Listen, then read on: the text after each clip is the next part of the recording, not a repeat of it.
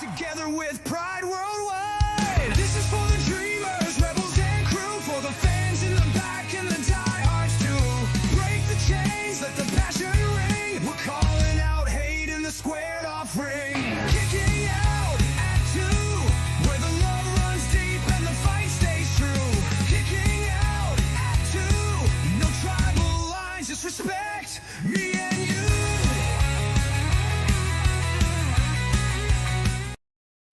Promotional consideration paid for by the following. Listen up, wrestling fans. Showing love for your favorites doesn't stop at a t-shirt. If you're heading to a live event, you better be ready for the hard cam. Step up your show day drip with Hard Cam Creations, custom handmade accessories built for the loudest, proudest fans in the building. Whether you're backing a legend or leading your own faction, these pieces make sure you stand out when that camera swings your way. From spectator to certified superfan, it's time to walk to the ring in style. New drops coming soon. Find Hardcam Creations on Etsy and follow at Hardcam Creations on Instagram today.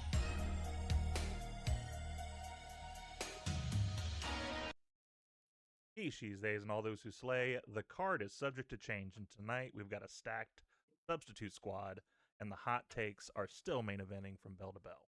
Welcome to Kicking Out 2. I'm Michael, and stepping into the ring with me while Tori enjoys life is the dynamic duo of discussion, the powerhouses of personality, and the main event mouthpieces themselves, Chris Branson and Lady Alpha. Welcome in. Thank you, sir. Glad to be here. I echo that. Thank you for having us. Lady Alpha, I want to say that I am personally very happy that you have stepped back into the ring on my show first. That's very heartwarming. I appreciate that. Oh, no problem. You needed help, and I've been ready. I just didn't have an opportunity, so thank you for the opportunity to come back on your show. We're still going to be on hiatus for a while, so. Okay. Well, you guys are welcome in anytime if you guys just want to come in and. We've already got some chats coming through here. We got Bobby coming in. Hey, welcome in, sir. Always good to see you here. Got Extreme Chick. Hey, welcome in. Isaiah's popping in too. What's going on, Mike and Chris? It said hi specifically to Kay, though. I know, right? We're just the others. We're like the end of the Gilligan's Island. We're and the rest. Yeah, you see, we're like the graham crackers. You know, Lady Alpha's the marshmallow center. We're just, we're the auxiliary. We're the accessories here. We're just the thing that brings you what you really want. Anyway, we're going to go ahead and slip straight into the news. Already got her blushing, starting it off right. All right.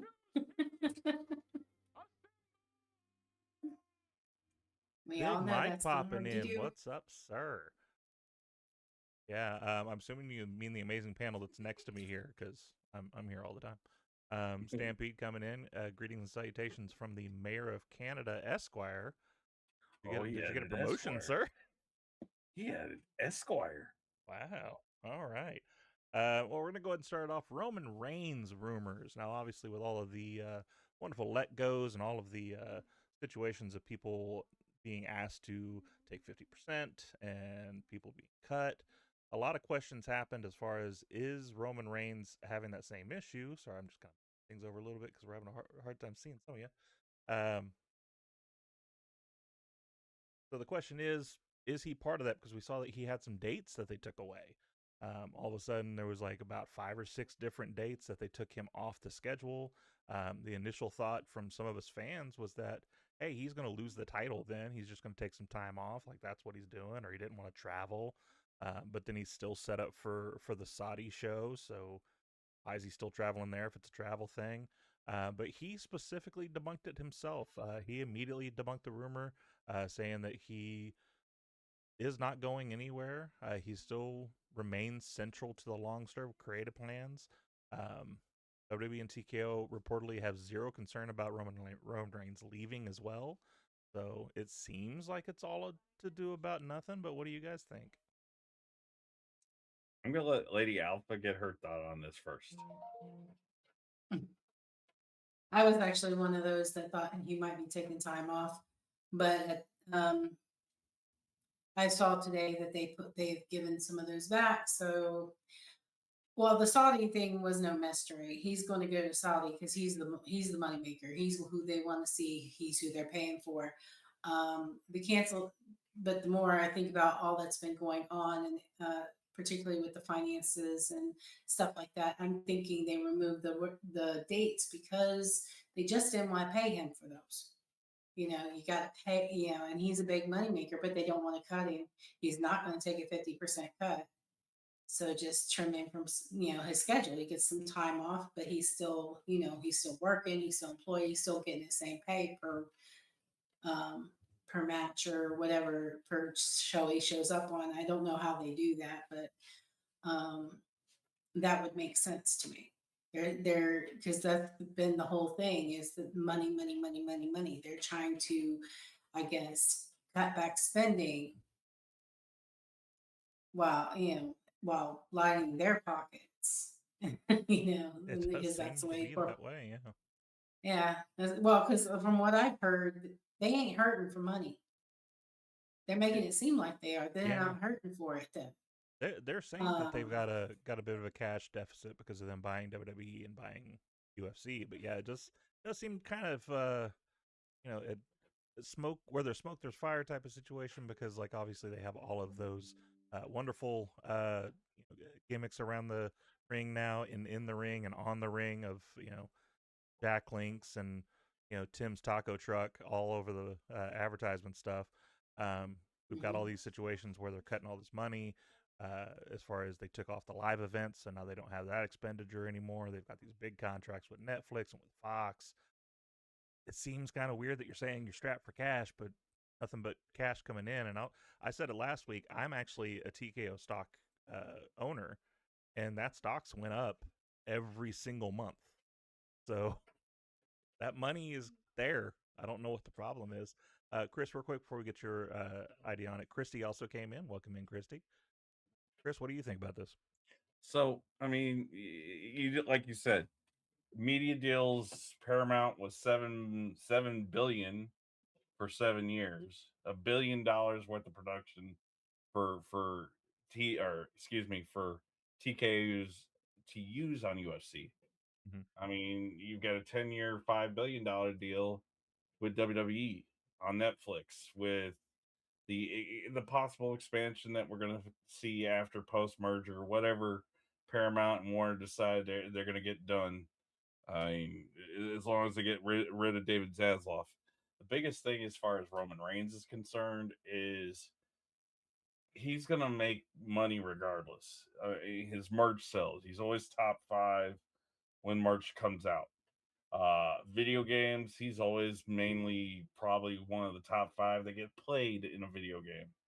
Um, as far as his ability to earn, even if they took dates away, he's still got Street Fighter coming up. So it's also possible that those dates countermanded with Street Fighter and whatever media responsibilities him and Cody have in the near future. So it's going to be an interesting play to see what TKO does. As far as cash strapped, TKO their market share is $35 billion. What where they're cash strapped is UFC and PBR. Yeah. They're on location, WWE, all that other stuff. That's what brings them in the money. You get people that are going to pay $11,000 to make pasta with whoever in Turin right before Clash in Italy. So, I mean, anybody that's it, they're maximizing profits with and minimizing costs. That's exactly what TKO is doing by reducing contracts. Absolutely. Stampede saying that WWE is becoming very evil. I assume that's a play on Danhausen being there. Uh, also says, though, he was looking forward to that Shingo match that we were going to get. I'd love to see that. Absolutely. Um, all right. The cover story today, though, is Kevin Nash powerbomb TKO. On his podcast, he decided he was going to throw out a little bit of heat. Uh, Basically, Kevin Nash went absolutely nuclear on his podcast about TKO's influence over WWE creative. He claims that executives above Triple H are interfering in creative, suggests that celebrity involvement is being forced into shows now, talks about the TKO pushing 50% pay cuts, claims that UFC losses are affecting WWE's decisions, says if Triple H loses power, Nash would stop supporting WWE entirely. So obviously he's going off on it. He's talking up his clique brother. What do you guys think? So I'll Uh, take the first on yeah, this go one. ahead, Chris. So with Kevin Nash, I mean, and I don't always agree with what Kevin Nash has to say, but he's spot on. Triple H, part of that comment that he put out there on social media and on his podcast was, "You were all up his backside 2 years ago when creative was great, but now TKO needs to have its little puppet hands and its little strings playing things." Look at what Pat McAfee and Jelly Roll said just the other day, right before WrestleMania. We don't need to be here. You know, Bad Bunny, Jelly Roll, Pat McAfee, great in small doses. Not now with Yachty being with Trick and this whole, it makes sense, but how quickly are we going to be tired of Yachty's involvement, or how fast were we tired of Speed being around? You know, yeah, interaction's great with celebrities, but we're not paying to see celebrities. We're not paying for a Jelly Roll song or a Pat McAfee podcast. What we're paying for is the action inside the ring. And Kevin Nash pointing out that let the creative guys be creative. I have my qualms with creative. I think there should still be some old Vince era guys gone. Then you really are going to see the brain trust actually get to work. But until that happens, you get those old shackles off. Things aren't going to change overnight, and Kevin Nash's hope probably is going to go on deaf ears, depending on who up the food chain hears it. Yeah, for sure. Like it's crazy that, like you said, like I'm the same way. A lot of the stuff that Nash has been coming out with lately, I haven't really backed. He's kind of becoming one of those old heads that he used to complain about. Of these people just need to step aside and let us do our job. But Hmm. in this case, he's spot on. It kind of feeds into the narrative that fans have said for a while now, that WWE's creative post WrestleMania has shifted. It seems to be that we're now focused on I mean, it's always been focused on moments in WWE, but now it's literally just the minute moment. We have a death scene for a gingerbread man. We have a jelly roll popping in. We got speed, excuse me, jumping off and doing the Logan spot, and then just disappearing the next day. Even the Yachty thing, like, Yachty makes sense, except for the fact that we didn't explain why Yachty's with him. He just kind of showed up, and then it's like, well, Yachty's his manager now. Why? Why did that happen? Lady Alpha, what do you think? I think I'm already tired of Lil Yachty. I don't like I don't like the sound of his voice. It really annoys me, so I have to mute the television whenever he speaks. Um, his presence is not needed. It's pointless. It does nothing to add to the show. Um, I don't want to say he takes away from it, but well, for me he does because I have to mute the television. But I mean, for other people who might enjoy his antics on the television, I just don't think he needs to be there. And I agree a lot with what Kevin Nash said. And I agree with what Chris said. There's a lot of in creative that needs to be changed out. We need fresh blood in there. And we need TKO to step back. I'm sorry, UFC is not WWE. You don't step into something you know nothing about. And I don't think they are educated enough in wrestling and the fundamentals and everything to have an opinion on um, who should do what, or sticking their noses into the bookings or the storylines. you have a creative team for a reason. Let them do their thing. Get some fresh blood for sure, so we could have some fresh storylines. Mm-hmm. But most important to me, let's finish the storylines. Let's not be cutting people in the middle of a storyline and then just letting it go, flitter away. That whole Kyrie Sane thing was ridiculous. Yeah. I personally would have loved to see Kyrie stand up to Asuka and just Well, like walk away from her or something to end that yeah. story. Well, in hindsight, 2020, right now, now we know, and we'll talk here in a little bit about the whole Oscar situation that's going on right now.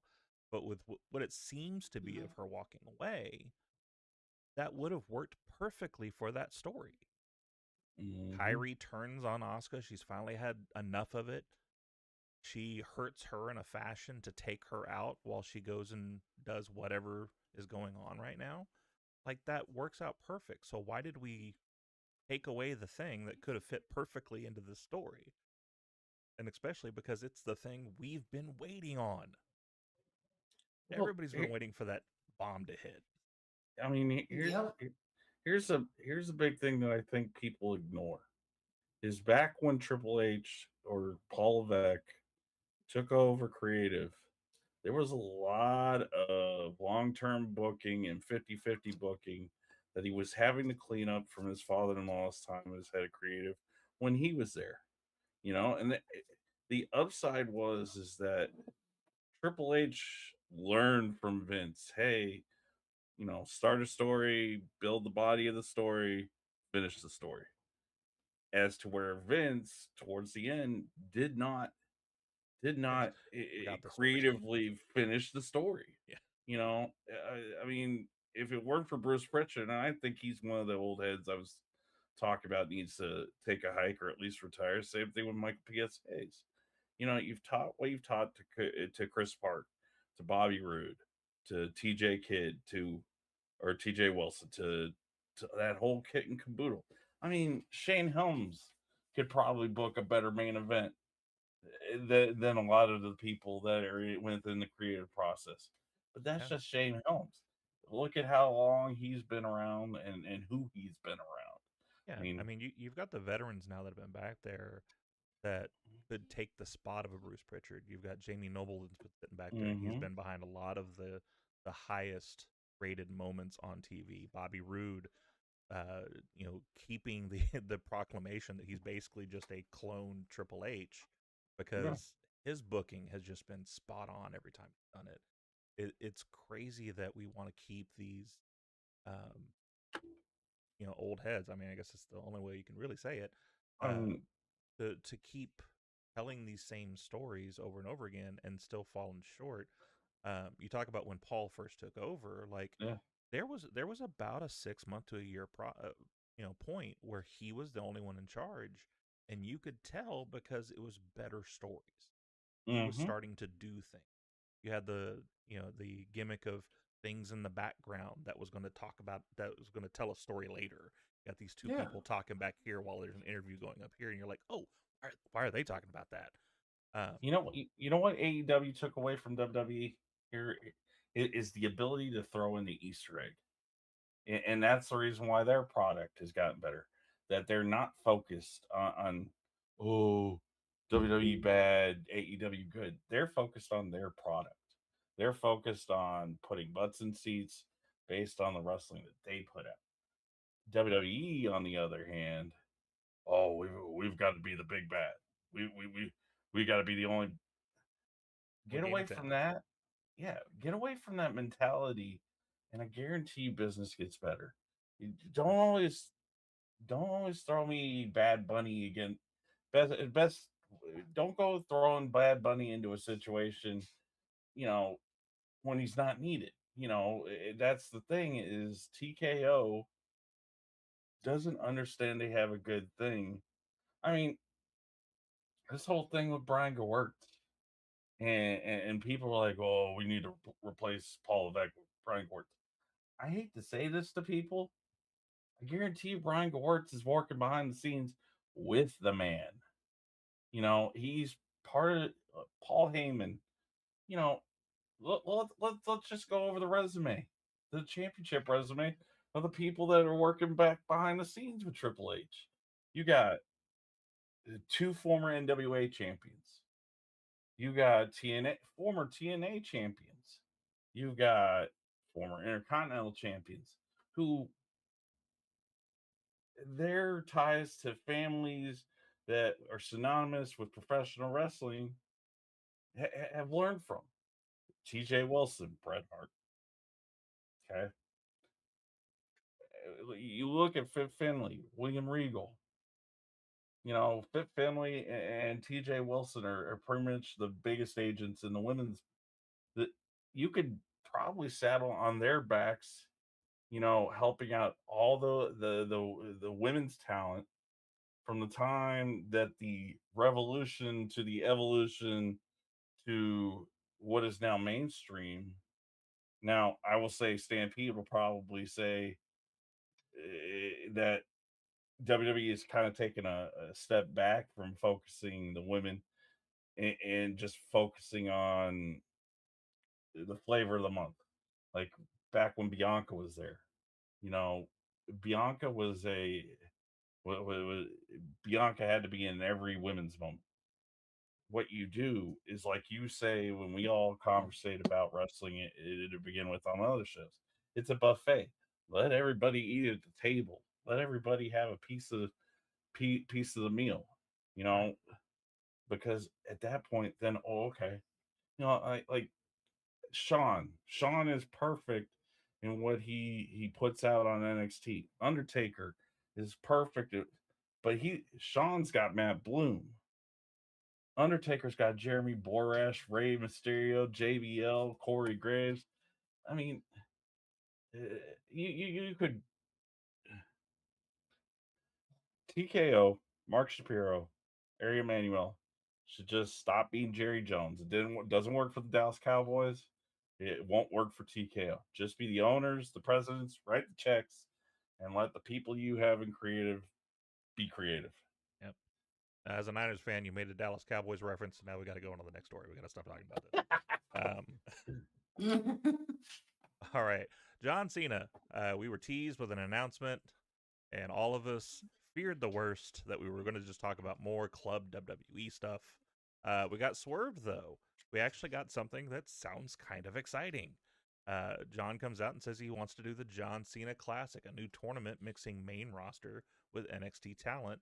And the part that I'm kind of confused by is that the winner of it is not necessarily who wins the tournament, but it's the fan vote.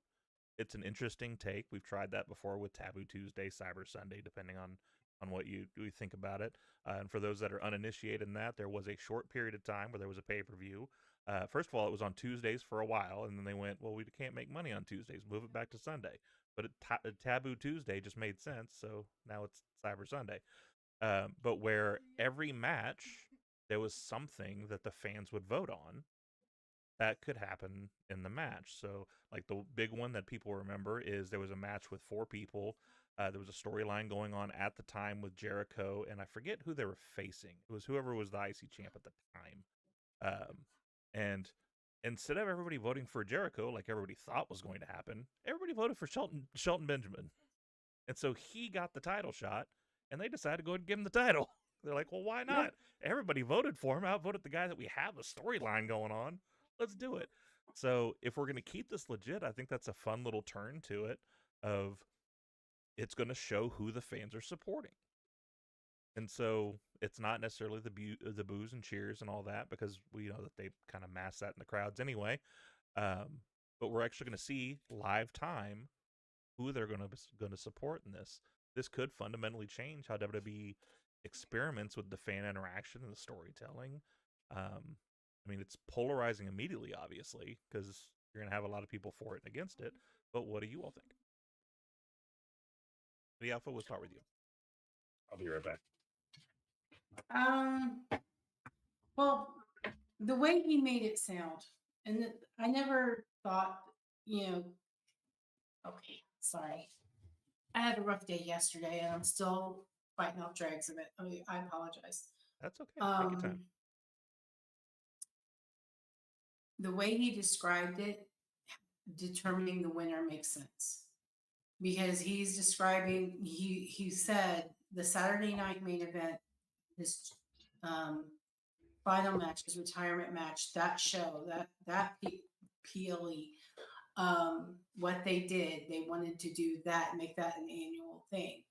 Okay, so in that format with the different matches, you can't have a winner because it's not like it's the Andre the Giant uh, Classic, or I forget what that's called Battle right Royal they had, offhand, yeah. but yeah, the Battle Royal.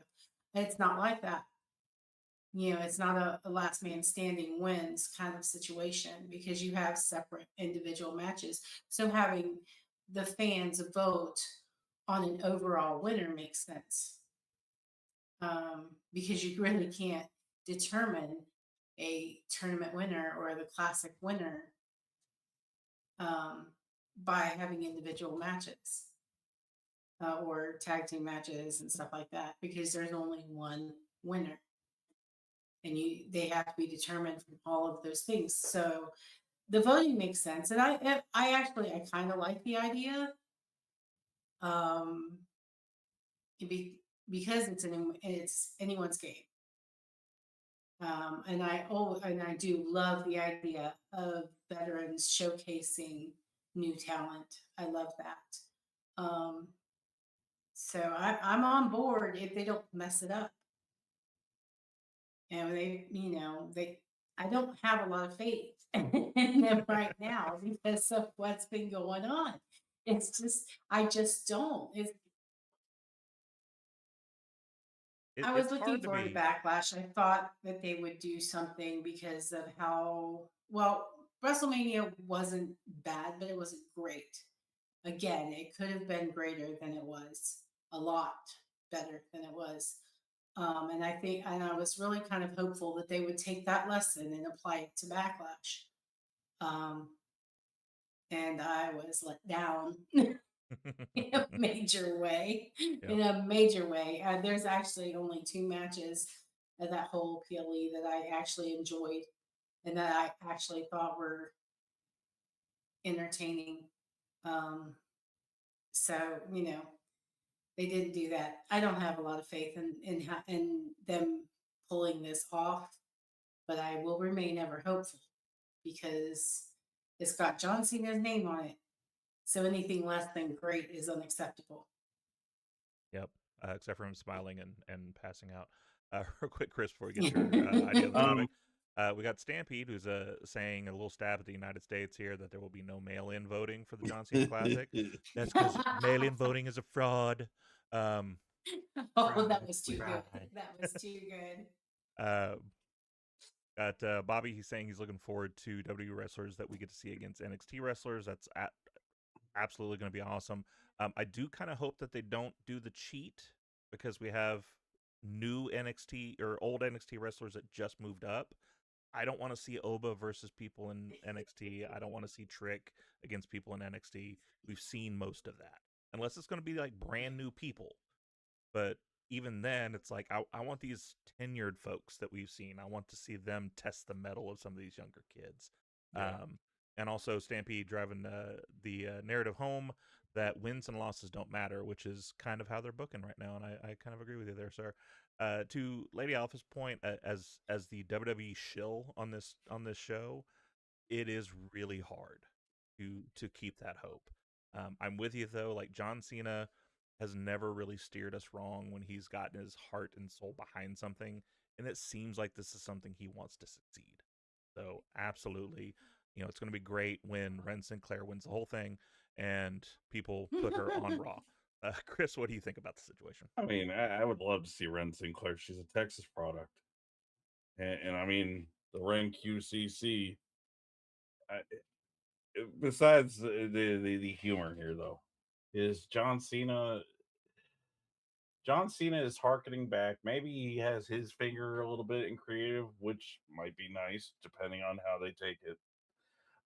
Is harkening back to the U.S. Open challenges when we got a Kevin Owens and a Sami Zayn to come up And then Kevin Owens magically next match wins the U.S. Championship from John Cena. Here's the thing, and to your point, yeah, I don't want it to be Obafemi against X, Y, and Z. That's just coming up in NXT now. If you're gonna pair Lizzie Rain, pair her with Becky Lynch or somebody. I mean, hell, Natalia be a great barometer to see if you want players. Natalia, Natty, I don't care. This week, next week, and a week after that, Bronson Reed, Will Cruz, or Mason Rook now. You know, Jonah or Bronson before he was cut back then was ascending to potentially the top tier of NXT when he was there. Yep. And that's the thing is you got to have a purpose. You got to be a tenured main roster wrestler with a up and coming NXT wrestler. Now, like we were going back to the previous point about Sean being able to book his people. This is going to force WWE to have their audience expand what they see on TV. They can't just be watching Raw and SmackDown. They've got to be watching NXT. They've got to be watching AAA. Maybe that's a part in this is that we're missing is now people are going to have to be a little bit more gung ho about what they watch. Does this take away from other wrestling? Probably not, because other wrestling will attract what they attract by what they put out. And other companies have done a really good job about this, But with WWE, if the champion of the Cena Classic, which I guess I spent the Sunday, was, I think it's going to be the December PLE, since Cena's last match was in December and December doesn't really have a PLE anymore. Put it there. Allow it to be a 5-match card, your 10 best between main roster NXT and AAA, and see who's gonna, be what the fans want next. I mean, it's a perfect way to introduce them to a larger audience as well, instead of stand and deliver or smaller independent buildings that they Yeah. usually. This being kind of a Worlds Collide type of event, Yeah. like obviously it's great for us as fans because we get to see the stuff. We've got matchups that are already being talked about in the chat here. Extreme Chick saying Rhea versus Tatum or Rhea versus Zarya. Absolutely, I'd love to see either one of those matches. Bobby saying Javon Evans, versus EK Prosper. That'd be kind of cool.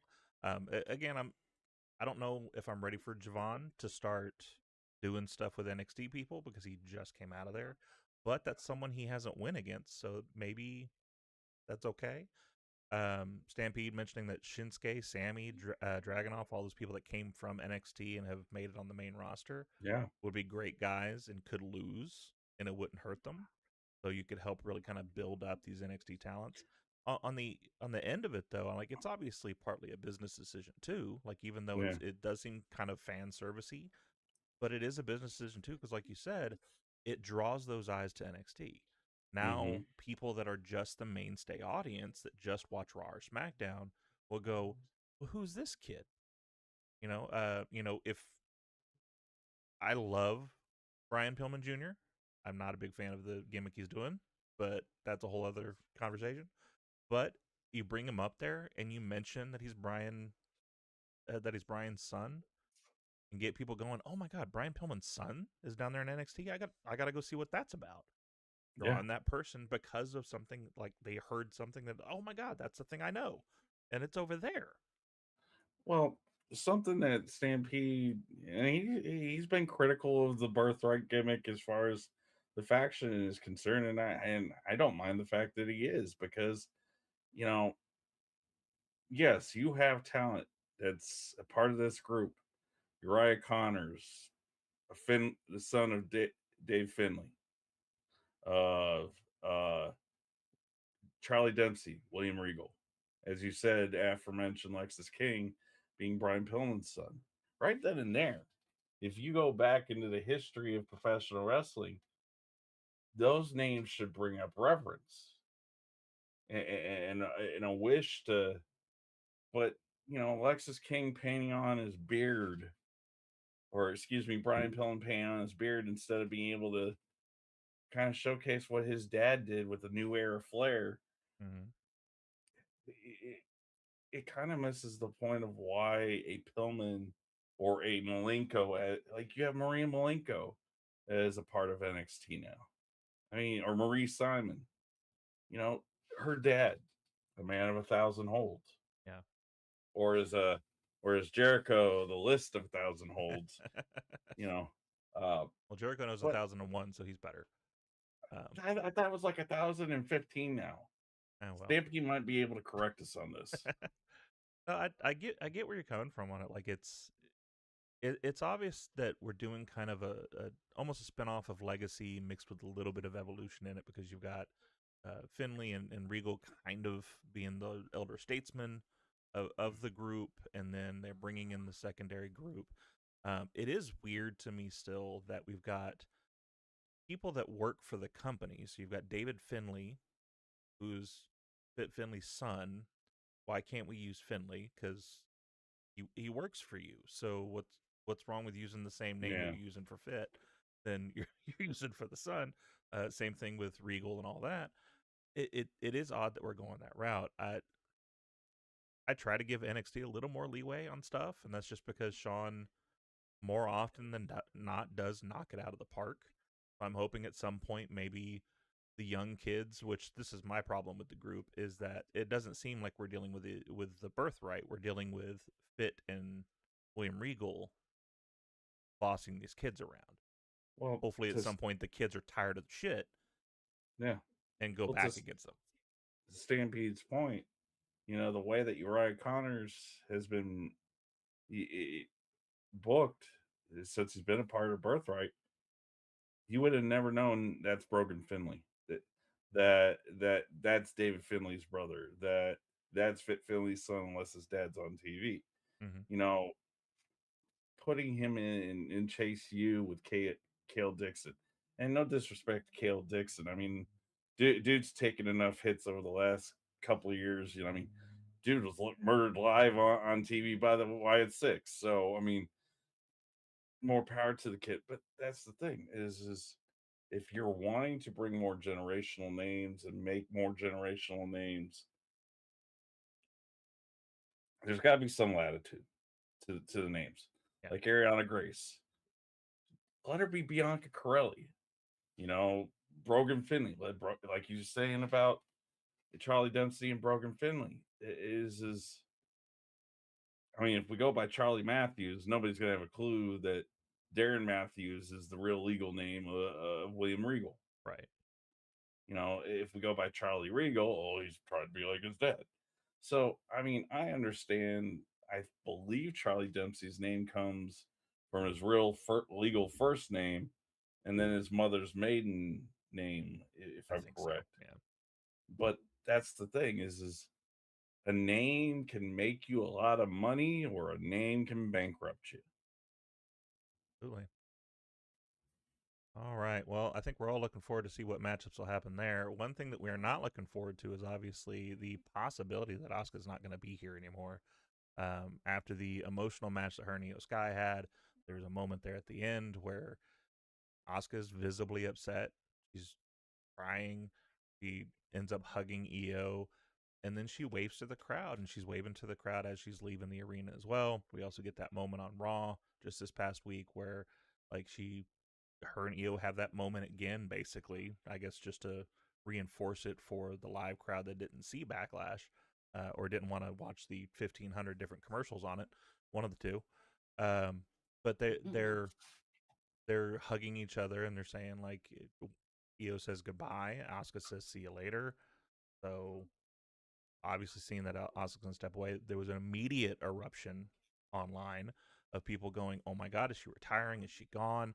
There was false reports from certain, tabloid type sites when it comes to wrestling, immediately popping that she's quitting, or that she got offered the 50% and she's gone and all that. There was a report from Fightful, which is always kind of our go-to here on the show, of what news is. He went live and he got some points across that he heard direct from someone from WWE to kind of clarify what's going on here. So she's not retiring. She actually just signed a long-term deal back in the summer of 2024. She's taking some planned time off. Apparently, there is some things which has not been made public as far as what the things are, which that's her right. She's got a personal situation that apparently is something she needs to take care of back in Japan, and so she's going back over there to handle that. And so she's going to be gone for the undetermined future. Um, but she is going to still be there, at least as far as we know right now. Obviously, as we've seen with the New Day being let go out of nowhere, things can change on a dime with WWE now.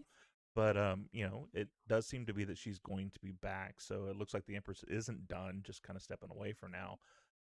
What do you guys think about one, kind of the media blow up of everybody freaking out about it, and what do you think about her taking some of the time off? Yeah, so I'm gonna You let go you first, go. Chris. Okay, well then we'll do so. Go fight it.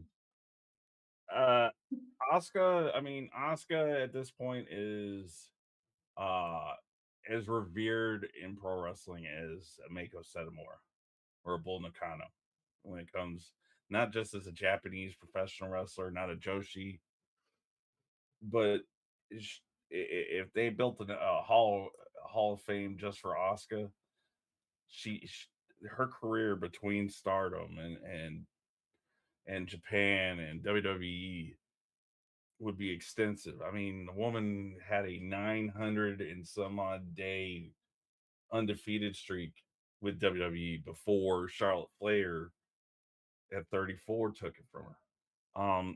With personal situations, it's not our place to really uh opine on what's going on. I mean, if something serious is going on back home in Japan, my thoughts are with her. My hopes that whatever needs to be resolved needs to be resolved. If it's a issue with TKO, she's earned her right to take a sabbatical and come back.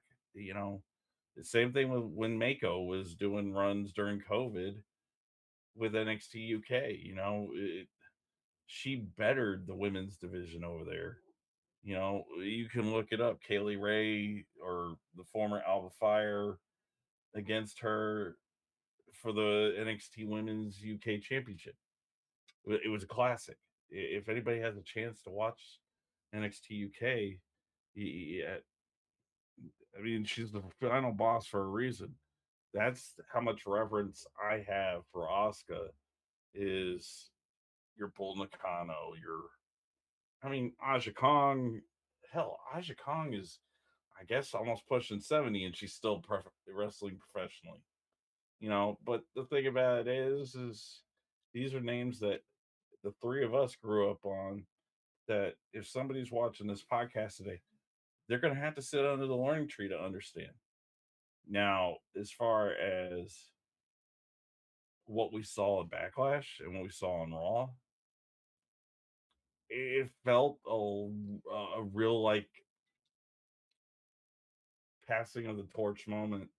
Now EO is the senpai, and let's say Julia and anybody else that comes from Japan, like everybody heralds Shinsuke, you know, within those. So you got Shinsuke, you got Akira Tozawa, you got your seniority of experience with the male side as well. That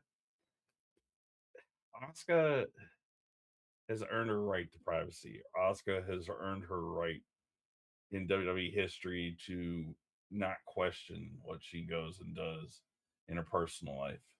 But I mean, I guarantee you, Kyrie being cut the way she was cut, that might have played some things. The pay cuts may have been something else.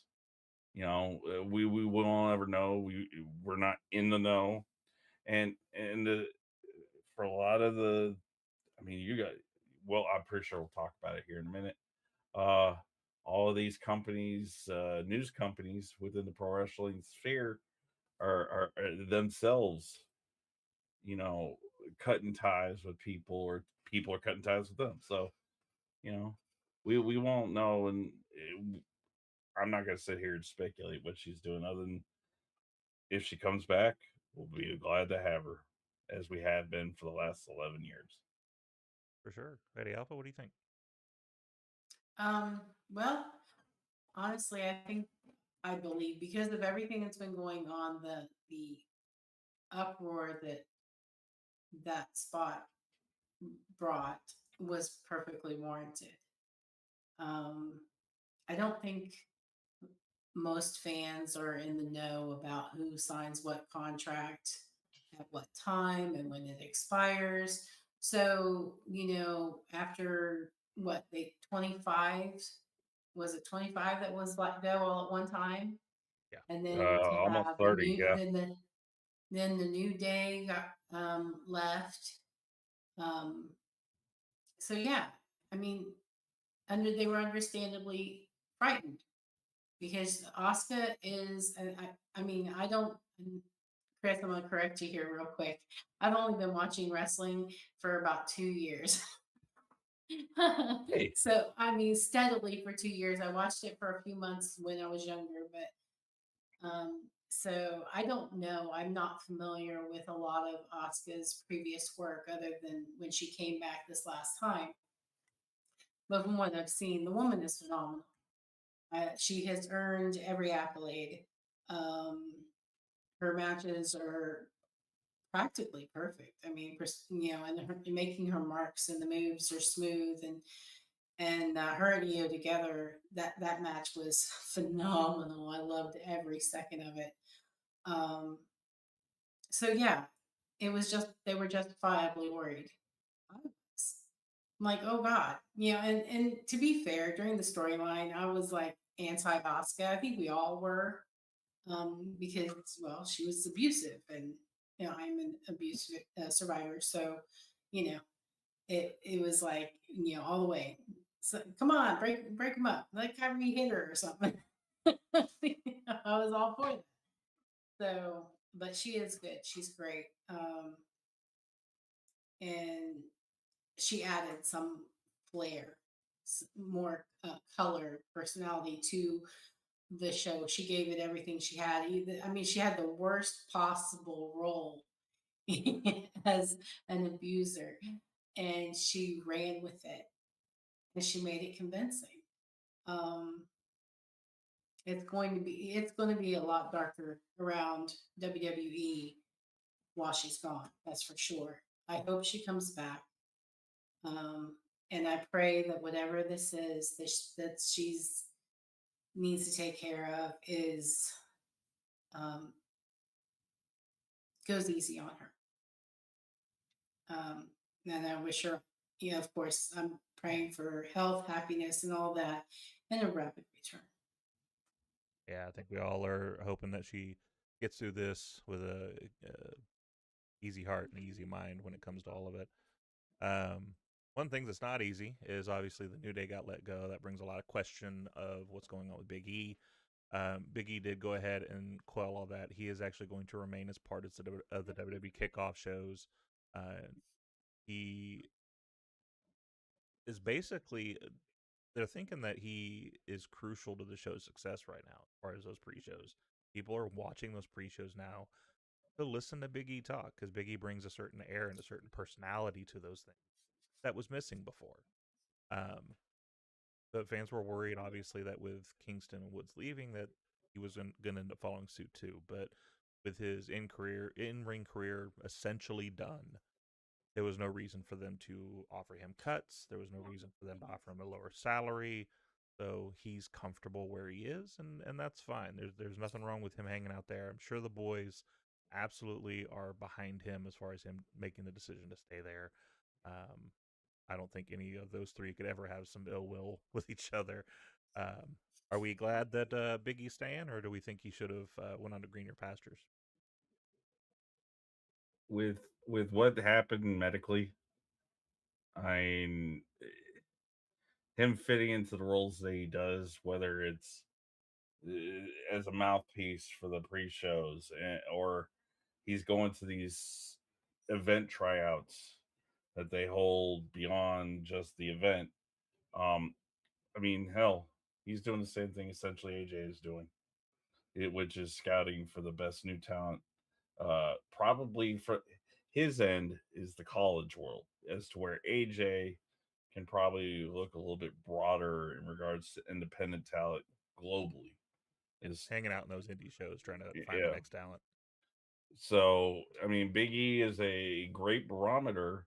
I mean, you look at the man's resume as he was ascending to the main roster. Second ever NXT champion.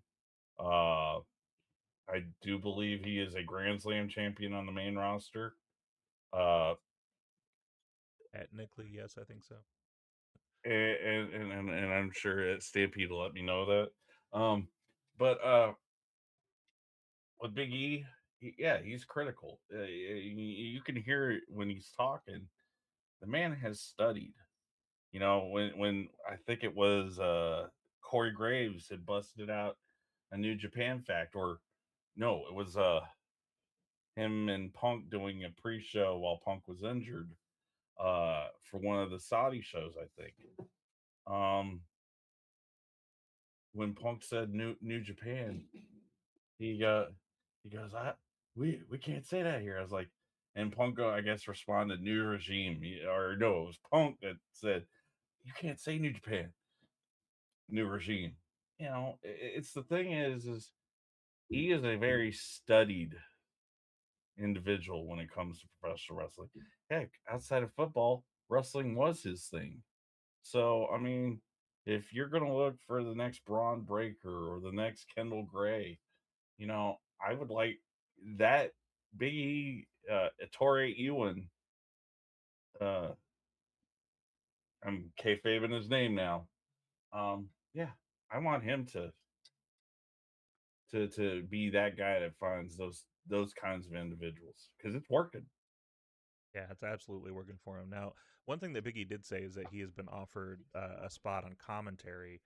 Lady Alpha, would you want to see him as part of the commentary team, or do you want to keep him over in the pre-show area? I would love to see him in commentary. Can we put him on NXT? Maybe replace Booker T with him. That's right, because he won't be grunting at the females. He'll be grunting at the big meaty men slapping meat. So it will be a whole different show. Oh, yeah, yeah, that's true. I just, yeah, I love it. I love Big E. I love his vibe, and I think he would be an asset at commentary.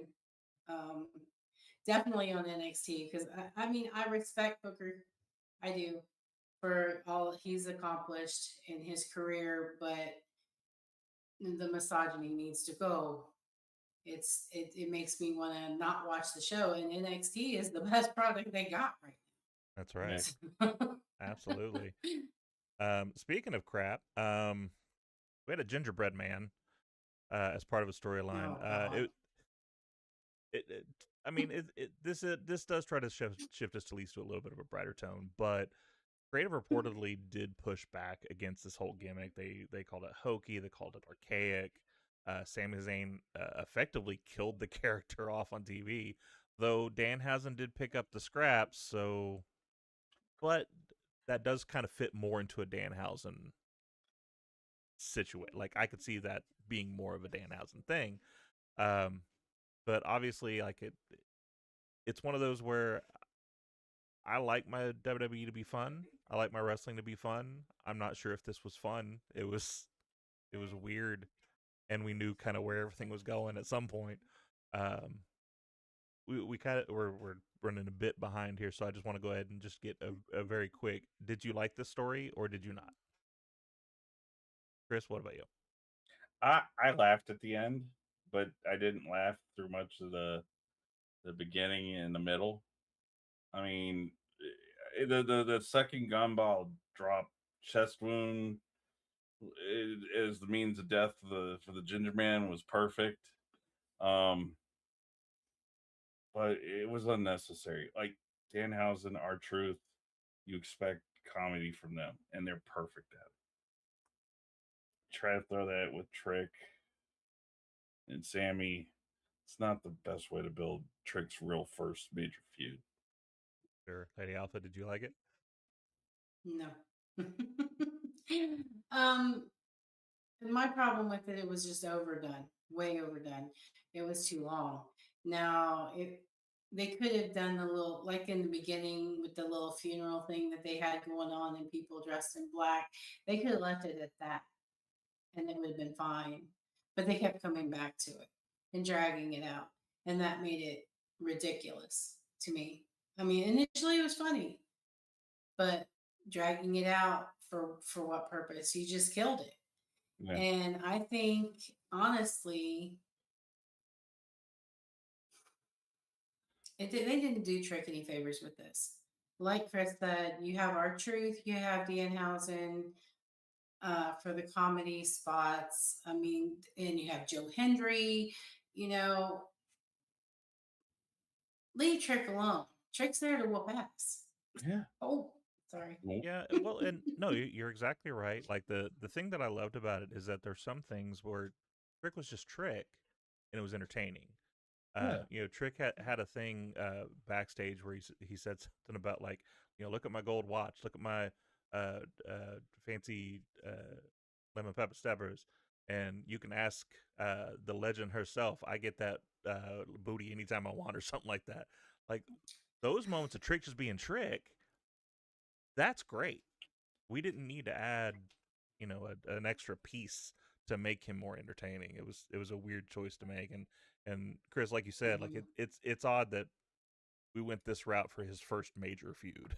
Yeah, I mean, and here's something else for you. I mean, as a resident member of the Ginger Club here, and the fact that the Gumball, the Ginger Man apparently stole little Yachty's soul, I'm a little offended because that's not our gimmick. We have no souls. We can't Well, even see sunlight sometimes. That's So true. I don't know. I did marry a redhead, and I do feel like she took some of my soul. But that's a whole other conversation. WrestleMania. Ireland wants WrestleMania. We won't talk a lot about this, but just it was something that came across my desk. They need to match Vegas's $6 million bid to get the next WrestleMania that's currently going to Vegas. But they are looking at a long time option of maybe coming there. Any WrestleMania overseas to me is a good thing. It gets the product out there more. Plus, I like these like 10 a.m. WrestleManias because then I have the entire evening myself. So that's something I think we could keep doing. I don't know what you guys. We're gonna speed through some of these here. Malakai Black, obviously now Aleister Black here back in WWE. With him being let go, the immediate thought was he's going back to AEW. AEW talent vehemently all tweeted saying no, that's okay, you can keep him. So it does seem to be he's not going to be All Elite. You know, the thing that was said though, AEW officials did say that bridge is not burned, so it is something that maybe the office might look at as an option, but it does seem to be like the talent does not want him there. So that's kind of a thing. Where do you guys wanted to see him set up? We'll just go a quick answer with that. So, Lady Alpha, where would you like to see Aleister go? I don't really care. You're of the Booker T mindset of, do you remember an Aleister Black match? Pretty much. I do remember one match though, but he's just, I never really connected with his character. Mm-hmm. So for me, he was just there, and now he's just not, and it doesn't matter. And sadly, I had the same feeling about Zelina. Yeah. So WWE did no favors for Zelina. He was such a great talent, and being relegated to everybody's manager really killed any kind of vibe that she had, unfortunately. Chris, where do you think she's better at the 619? Well, yeah, I mean, absolutely. Thea Trinidad, Zelina Vega, you know, if you let her wrestle, you don't sit her in catering or sit her with nothing to do. She's really good. I mean, we've seen that in TNA, we've seen it in a few other places. I could see her and Black going to MLW, but then they gotta go pay the toll to the toll man and the Scarlet Sinistress of Bordeaux. I mean, because we all know they stole essentially Cross and Scarlet's gimmick.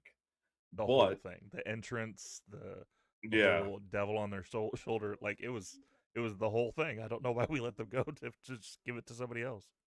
well, and to your previous point about WrestleMania overseas, I'd prefer WrestleMania Dublin before I'd ever want to watch a WrestleMania Riyadh. So just that, I mean, to expect a country though to kick out $6 million in tourism money, that's a big ask.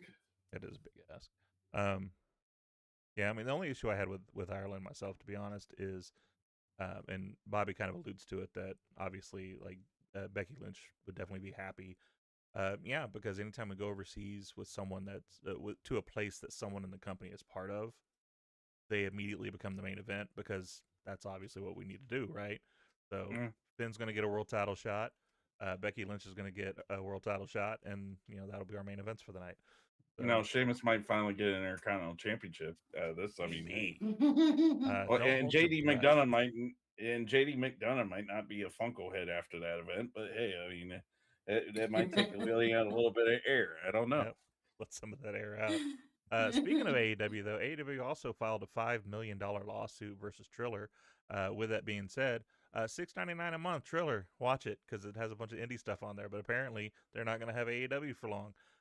Um, the lawsuit claims that Triller owes about $4.98 million to AEW for revenue for pay-per-views and for AEW Plus being unpaid to them. Triller allegedly used the funds for other venues. Triller was delisted, excuse me, from the Nasdaq earlier this year, and it seems like interest is occurring at 2% monthly for the funds that they have.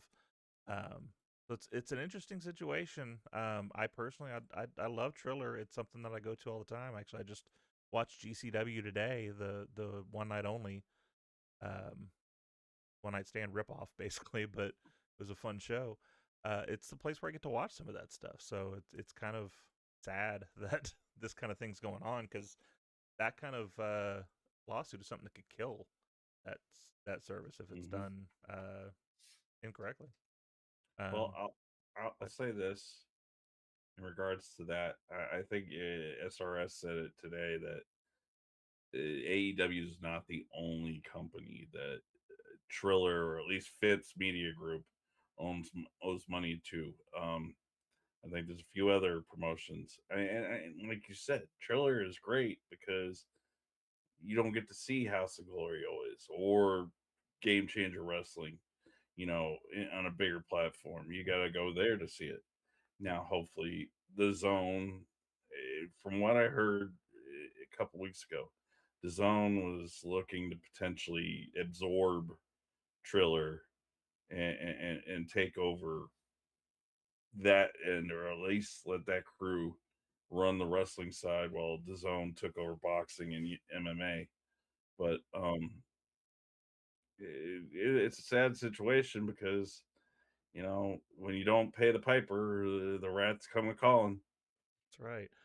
Now, Lady Alpha, I know that both of those things, as far as like the indie stuff and Triller and AEW, it's kind of out of your realm. Do you have any thoughts of this lawsuit though? um, don't write checks your ass can't cash. Absolutely. Spot I think on. that's a perfect way to say that. It, it's kind of common practice for a lot of newer companies to overextend themselves in the beginning. It is a common trap, and if you can't, you know, kind of like a hit or miss, go all or go big or go home. And in this case, that looks like Triller is going to be going home. Yeah. Well, here's something else for you. AEW in the last couple of weeks has separated themselves from their action figure company, from Pro Wrestling Tees. They're cutting away, like we said earlier, from Triller. Um, and they've got their own stuff now. The only thing you can't get online stateside is their PLEs or pay per views. That's still HBO Max until the merger is finished. But yeah, I mean, AEW. I think excuse me, not Nick Khan, because Yeah, the somebody con. will remind me the brokest Khan. Um, but Tony Khan. I think we are in that era where they've made enough money and enough revenue to where Tony Khan might be the next guy to take a company public. And that would be an interesting thing for them as well, because, you know, two competing uh, globally traded professional wrestling companies on the NASDAQ, that would be nuts. Absolutely. I think the only downfall with them going public would be is obviously they've leaned very heavily on like the blood and the hardcore style wrestling. That's harder to sell in a publicly traded company because then you have to deal with the publicly traded people of what they want to see and what they don't. So that'll be an interesting thing. But I mean, I think that's a fun take on it though. Of maybe he's thinking about doing that. But it does seem to be though that he is finally at a point where he's ready to stand on his own feet. And so Well, that's what I'm enjoying to see is that he's starting to look at the business as a business again instead of just him playing with his toys, which kind of well, seemed to be what it was in the beginning. AEW, I think, in a little sense, is getting away from that niche audience, knowing that they're wanting to take eyes away from WWE with all the TKO drama, Hmm. but also in Mhm. in the sense that they're not going to try to get too far away. I mean, yeah, they may stay private, and that's fine, but eventually they're going to have to take the route of TKO or WWEI, or you're a shareholder, so you know. Uh, know more a little bit more about it than me, but yeah, I mean, even then, if you market it right, advertisers really not going to care about the blood and everything else. They're going to be sold on to the fact it's just a part of the show, you Yeah. know. It's I'm sorry. Were you to finish with your thought, Chris? Okay. I just want to I think he sees the opportunity. He's seizing the opportunity because there is a lot of dissent right now among the IWC with WWE. A lot of disenchantment because of the talent that got let go, the bad storytelling, the bad bookings, and the subpar PLEs. So they actually are doing something that's very smart. They are making moves to elevate themselves because a lot of those disenchanted WWE fans are going over to AEW. I've even talked about it. So he sees what's going on. I think every move that he made is calculated, and Yeah. he probably will go publicly traded because that's where the big money is, and that's where the highest elevation is. He can take that company and blow it up to be as big as WWE, um, if he times everything right. If WWE continues or TKO continues to meddle in stuff they have no business meddling in WWE, and doesn't let Triple H get it back on track, AEW is going to come sweeping in, and they're going to suddenly be as big. They're going to act, because right now WWE, they're not much competition. They're going to be. Yeah. Yeah. They Well, are absolutely going to be. I think AEW's at a point.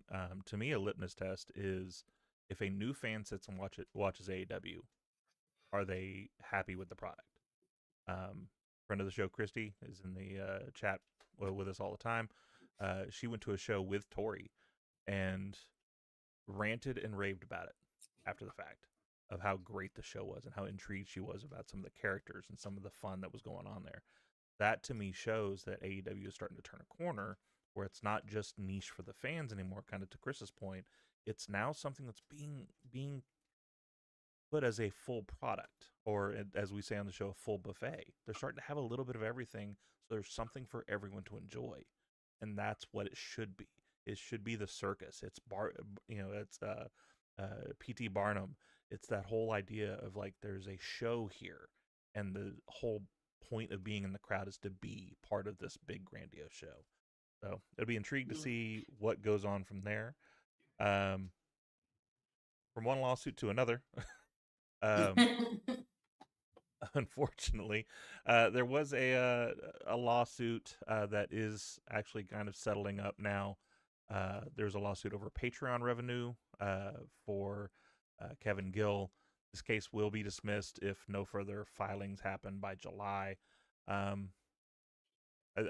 don't know if you two were following this at all. The name's familiar. I read something, but I didn't get the whole story. Yeah, I think Kevin Gill's what, GCW, right? Yeah, GCW. And that's what it was. There was a lawsuit filed from Kevin Gill to GCW over some Patreon money that apparently had not gone to him like it should have, or he believes it should have. Obviously, the law is ready to just kind of cut ties with this lawsuit. There's nothing really substantial that's showing that GCW owes that money, so they're looking to move on from there. We'll go from that, though, straight to a better idea, which is what happens with New Day. Young Bucks went on record saying that they actually spoke to Triple H. This is one of those things that, in hindsight, as a wrestling fan who loves to fantasy book our own stuff, this is interesting because back in 2018, there was a situation where New Day and the Elite were at a tournament together, a video game event together, and they did a lot of videos together, played video games, did a little Street Fighter tournament between just them, and there was a lot of hope that maybe we could see some sort of collaboration between AEW in its early stages and what was going on with the New Day. Apparently, the Young Bucks did reveal they actually did talk to Triple H back in 2018 about it, about them doing something with Elite versus the New Day. Obviously, the match never happened, but now we're in a situation where here in 90 days, we could possibly see that happening. But it's a fun thought to think that the Young Bucks tried to get that done back in the day. Obviously, talking to Triple H at that point in 2018, he wasn't really in charge of the company as of yet. So, there's no telling whether he even brought that up to Vince or not, who would have been the decision maker for that match or for that inclusion to happen. And of course, with Vince's ideas of everybody as a speck of blood next to his massive company and nobody else matters, probably would have been shot down even if he did bring it up. It would have been a very interesting change, though, if that's something that could have happened back then. Seeing where we would be now if in the early stages of AEW, WWE started doing some kind of partnering of getting some back and forth between them. It'd be interesting to see where we would be now. We found out who Minihausen was, if anybody cares. Triple A's Masquerita Sagrada, which is one of the mainstays of the shorter persuasion. I'm not going to say the M word. We got kicked off of TikTok last time I said the M word, even though they said they want to be called that. I don't know what the problem is, but with that aside, we did find out it is Triple A's Masquerita that was the Minihausen. Danhausen actually even went on a podcast today and talked a little bit about it in character. As most people may not know, Danhausen on the indies never went out of character for interviews. He was always in the gimmick. The only interview he's ever done as himself as the real person is one he did for Chris Van Vliet, where he actually took the makeup off and talked as the human. But he went on there and he said basically what he thinks is something ended up happening when Kit bumped into it, causing it to happen. However, he also thinks that maybe Penta's brother, Ray Phoenix, might have got in there by somehow, and some of that DNA created this little mini luchador. So it'd be fun to see. Also, just for those that are interested, apparently Danhausen can curse now. He had a curse rule. He was never going to curse because he wasn't on a main stage television. He felt like the only way you could get on main stage television is not cursing. When this happened and he saw this little guy came out, he said shit. And everybody freaked out about it because Danhausen doesn't curse. That rule has been lifted now because he said, obviously, I cursed and I'm still on television, so I'm going to take all the human monies and still curse. Curse all the time. Yeah. This was my favorite part of the pay-per-view. I loved Danhausen. I thought it's massively entertaining. It was just funny to think that we just talked about a comedy gimmick that we didn't like, but then I say Danhausen, I talk about him, and I see both of your faces light up with a smile because it's a whole different ball game. Yeah. Just as a real quick, what do you think is the limit that we're going to see of Danhausen? Where do you think we're going to go from there? Lady Alpha, let's go ahead and start with you. Oh gosh, I don't know. I think the sky's the limit with this guy. I mean, he's hysterical, and it's like I used to say, and I still say that every time Joe Hendry would come out and get in the ring and do his his cheesy grin, I bust up laughing every time. And with Danhausen, whenever I see him, it doesn't matter what he's doing, I start laughing because he's just hysterical. I adore this man. And if they don't keep him, I'm gonna be mad. Chris, what do you think? He's like he's serious. He's great. He's awesome. I mean, he's Ron Kelling's heir apparent. That's one. Two, he is top three. Actually, I think three of his shirts are top 5 on Shop. Yep. I Well, mean, the WrestleMania that he wasn't even like really revealed yet, and yeah. by the end of the night, he sold more shirts in the arena Then than the main everybody event. but John Cena. So it was it was He crazy. sold more shirts than Roman Reigns and CM Punk. And Yep. CM Punk is a close friend of his. Yep.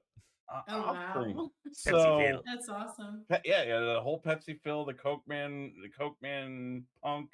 It I think a lot of people don't understand that, when we all saw Danhausen, it was, you got the Curse of Danhausen, and you got regular Joe Schmo, very nice, very evil Danhausen, especially in Ring of Honor, pre Tony Khan purchase when he came up to AEW.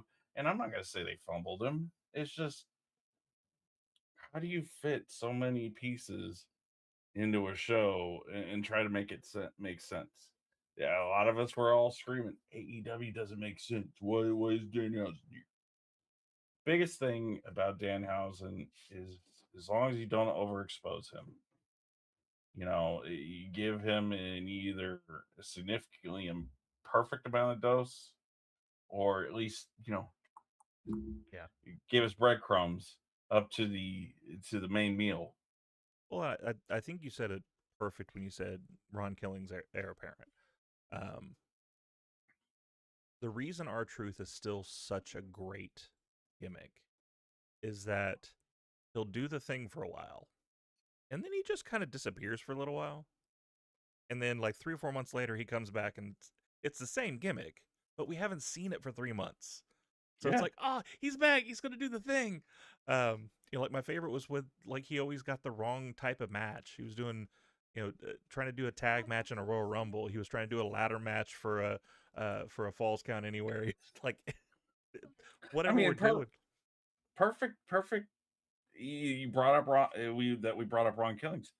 I was watching WrestleMania Saturday, WrestleMania 4 Saturday, and like you just said, Ron Killings was trying to pin, I think, Grayson Waller or Austin Theory instead of climbing the ladder, and you got Miz off in the background going, "Truth, go up the ladder.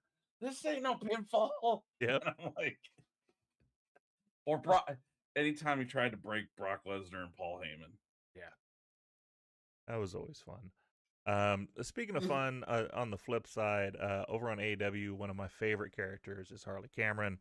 I have to end on this one because this is a fun thing for anybody, because I don't care who you are. This was great.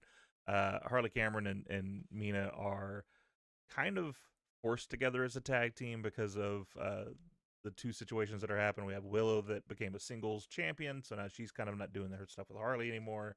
And you had Tony, who took some time off now. Rumor and innuendo is that she is going to have a baby, but that's a whole other conversation. But so they're doing this little interview together. which God bless Renee, because Renee was going through a cold, and so she sounded like hell. I don't know why they even had her go on camera that day. They should have picked someone else just to be the backstage correspondent just for one episode. Yeah, Lexi. But they're talking about how they're going to do this tag match, and Mina thought that Harley had her gear on under her shirt. She did not, and so she tore her shirt off, and so then Harley's standing there in just her bra. Weird little gimmick, kind of fun, but she wanted to say something about it because obviously that was very polarizing, because obviously when we're used to the WWE side of things, that immediately becomes a man thing of this is just because some man told her to do it. So she wanted to clarify. She wrestles basically in a bra as her gear, and so she had no problem with doing that. She thinks the segment's reaction was blown completely out of proportion. She thought it was fun. She had a lot of fun with it. So I just wanted to make sure that that's out there, because a lot of people immediately jump to, they're going back to bra and panties, or going back to that old style of exploitation of women. She's having fun. So, real quick before we move on to the next segment, what do you guys think of that? You want to go first, Lady Alpha? No, I haven't. I have no idea. I have no Okay. opinion. So you take it. So late, like aforementioned Ron Killings and Danhausen, Harley Cameron's the gift that keeps on giving in AEW. Whether you got Minnie Monet, the stuff she does on Instagram and Twitter and TikTok, Danielle was a perfect signing for AEW to kind of break up the monotony of the seriousness and talk about Oscar and Felix. Mina and her. It's a very fun Oscar and Felix, but it is very much the odd couple when you see them together. It is very much the odd couple. I do, as the kids say, glaze. I glaze over WWE a lot of the stuff that they're good at and the stuff that they do. I want to be clear, like this is one of the situations where Tony's approach to his wrestlers works for some people, and it worked for Harley, because his entire point is, I'm going to put you out there and you do whatever you want to do. You have fun. Figure out your character, figure out what you're going to do. And Harley very quickly realized that she is just one of the most entertaining people in the world. And so she went out there and just had fun. And so, yeah, you mentioned like the Minnie Monet stuff. And she, comes out dressing as a cat when she's with Statlander, because then she's Catlander. Like the whole thing, she's just, everything she touches is gold. And that's because Tony just let her go and said, just do what you do. Pretty much. I mean, Tony Khan said, mold this piece of clay into a pot. Yeah. Well, it's a pot now, and now she's got to fill it. But everything that she fills into the pot grows and nurtures. That's what we like about professional wrestling, when you can grow something, when you can nurture, when you make the storyline, the payoff, whether it's one person, two persons, four persons, whatever. Yep. The storyline payoff. Yeah. So I mean, that's the upside about Harley Cameron. She makes things grow. Absolutely. Every week I ask a very important question, and I couldn't not ask it this week, just because Corey's not here. I gotta ask, Who's better than Canyon? who better? So this week we're not talking about 5-star classics. We're not talking about technical masterpieces. This one's about chaos comedy and characters that made us laugh as much as we cheered for them. We're sitting here talking about Danhausen. We're talking about Gingerbread Man. Whether it's talking about a disco dancing heel or a curse throwing gremlin, we're talking about a gauntlet of some of the funniest gimmicks to see who survives Comedy Coliseum, and we find out who better. Now, it's interesting because we've got two of you here, so I don't know exactly how we're going to do this. Do you guys want to just take your own picks, or do you want to correlate with each other to see who you both want to pick, or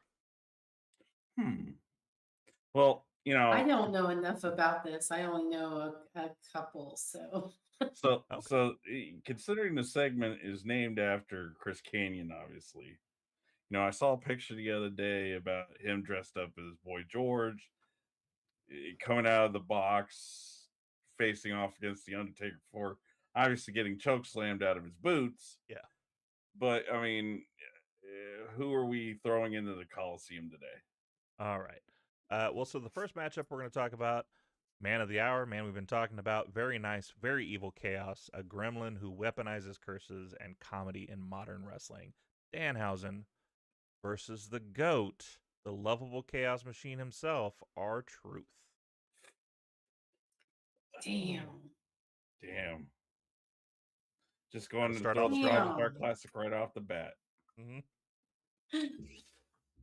Oh God, this is painful. This is Topi's choice for real. Anybody? Yeah, obviously we gotta let the dingo eat somebody's baby on this one. Yeah. I'm gonna stick with the standard, and this is nothing against Donovan Danhausen. Gotta stay with truth. Anybody can break Paul Heyman and Brock Lesnar. You can't vote against that. Now, yeah, people feel the way they do about Paul Heyman and Brock Lesnar, or at least Brock Lesnar for the most part. Danhausen's time will come where, we can hold him in said reverence, like Ron Killings. Yeah, R-Truth all day long. Right. Real quick, Tori came in. Yes, Tori, we are still going. This show goes a lot longer when there's 3 of us versus 2 of us. Lady Alpha, do you agree with Truth moving on? Yes. The stalwart there? Okay. I All do right, so- because he is the Tim Conway of the WWE, as far as I'm Great concerned. So reference. yeah, we'll go with that. Full of references here. We got spot Oscar on. and Felix. That's perfect. That's perfect. R-Truth versus the master of slapstick and whose Cobra finisher became comedy legend Santino Marella. Oh damn. Oh, I'm sticking with R-Truth. Yeah, I'm sticking with the first true black NWA champion of all time, Ron Killings. People R-Truth. forget that fact. He was the first real NWA champion of African American descent. All right, R-Truth versus one of my favorites. Oh, shell yeah, is Shark Boy. Oh, wow. This is a hard I only one. know R-Truth, so I'm sticking with R-Truth. Oh man, this is pretty hard. I mean, part of me wants to go with Shark Boy, but I gotta stick with Truth. All right. Truth might run the gauntlet here. We got Truth versus a walking 90s time capsule, Johnny Swinger. Yeah, Truth. Yeah, no, Swinger. Truth. Yeah, Truth. All right. Truth versus, we mentioned the disco dancing heel, Disco Inferno. Truth. Obviously not Cody Rhodes' favorite go-to when somebody pisses him off on mic. So yeah, Truth. All right. We got Truth versus Norman Smiley, the Big Wiggle himself. Yeah, Truth. I gotta go different. I gotta go with Norman. I know him, so The man can make a girl scream coming out of a man entertaining. So I gotta go with Norman Smiley. Fair enough. All right. Well, we got our first mixed decision. How do we settle this? Can we Rochambeau live on Kicking Out of Two? Is that something we can do? I think maybe so. Are we going with the Ricky Saints Rochambeau or the South Park? No, we're not throwing Rochambeau? anybody. Rock, paper, scissors. You seem confused. That's the original term for rock, paper, scissors, Rochambeau. I'll defer to Lady Alpha. You'll defer to, okay, that works. All right, so then we are going to stick with Truth. Truth versus another dancing person, but this one's a European, Alex Wright. Yeah, I don't know him. So R-Truth. I'm going back to my pick of Norman Smiley. Yeah. Truth, but Alex Wright, Das Wunderkind, the fact that he became a Nazi later on kind of Yeah, killed. Blitzkrieg was weird. Yeah. And then when he became Berlin or when Berlin and he had the wall as his muscle, it was just it was just so weird. Yep. So Truth. Tori mentions I should just use both answers. That involves me remembering a lot too much, and it's already late, so this isn't happening. So we're going to stick with R-Truth. R-Truth versus the Boogie Woogie Man, Jimmy Valiant. Ooh. Oh God! Unfortunately, I know these this one. okay, you do know this one. Okay. I do because he's been watching old wrestling, and so I've gotten to see a few with this man in it, and he's funny. He's really funny, but I gotta stick with Archer. I mean, Jimmy Valiant is his own section of a comedy wrestling Hall of Fame. But at the end of the day, gotta stick with Truth. All right, so now we're here for the main event, the last one that we're going up against. We got R-Truth, who's ran the gauntlet so far from the number 2 spot against a headbutting caveman character who brought chaotic absurdity to the ring and probably had someone go out of business in face paint, the Missing Link. I am not familiar with him at all, so I'm sticking with Truth. But here's the question on the Missing Link. Are we talking about current NWA version Missing Link? No, we're talking previous classic. WCW NWA Missing Link? Classic NWA Missing Link. Okay. Truth. Yeah. Because don't get me wrong, Missing Link was hilarious. I mean, I think the Moondogs even got inspiration from him at some point. Mm-hmm. But Truth runs the gauntlet. Yeah, Truth takes the championship home today. All right. Well, this week's Comedy Gauntlet is in the books. 10 hilarious gimmicks, 1 survivor standing tall. Do you agree? Do you disagree? Go ahead and sound off in the comments and let us know who better. I just did that one more time just so Tori can laugh because I know she's laughing at me right now. Who better than Canyon? Of course she is, yeah. Normally we go to Bring It to the Table. I'm going to go ahead and skip past that because we're already running late and I don't want to keep you guys too much longer for the night. Bring It to the Table, I watched GCW's one-night event. They did it at the Hammerstein. It was a lot of fun. You hate me. Yeah, you hate me because I make you laugh. I know. I do it just for you. I pop you, and that's my entire point of this show. But GCW's One Night Only was a great show. Had a lot of cool things in there. Also had some veterans from old ECW days as part of it. So definitely go and watch that if you haven't had a chance to. It's a fun show. Plus, I got to see someone, just to kind of throw it out there. If you check my Twitter, I found my twin. At one point, I looked up at this match, and I wondered how I got on the TV because there was just a very handsome man with a big gray beard and no hair, and I immediately thought, "Why am I up there?" And I believe he was wearing a Matt Tremont shirt in that photo. I believe he was wearing a Matt Tremont shirt in that photo, if I'm correct. Yes, I believe so. Which, give all the respect in the world to Matt Tremont. He's still going through certain things medically from the collective. But yeah, no, I looked. I had to take a double look at what you posted. I was like, okay. I've never seen him. I'm gonna watch him more now. He has almost like a Gold Dusty type gimmick. It was really funny. He was in like a reverse hold, and he grabbed the guy's hands and immediately like started making him rub himself and like put his hand down the singlet and eventually took the singlet off, and he's just in there in some chunies. It was absolutely fun. So I'm gonna have to watch more of that. It was a fun ride. Um, before we go into the outro tonight, I want to give an opportunity to both of you. Chris, where can people find you? Where can people see you? Where are the millions of shows that Sped's got you in? What do you got going on? Let's see here. Saturday morning, 11 a.m. Eastern, 10 Central.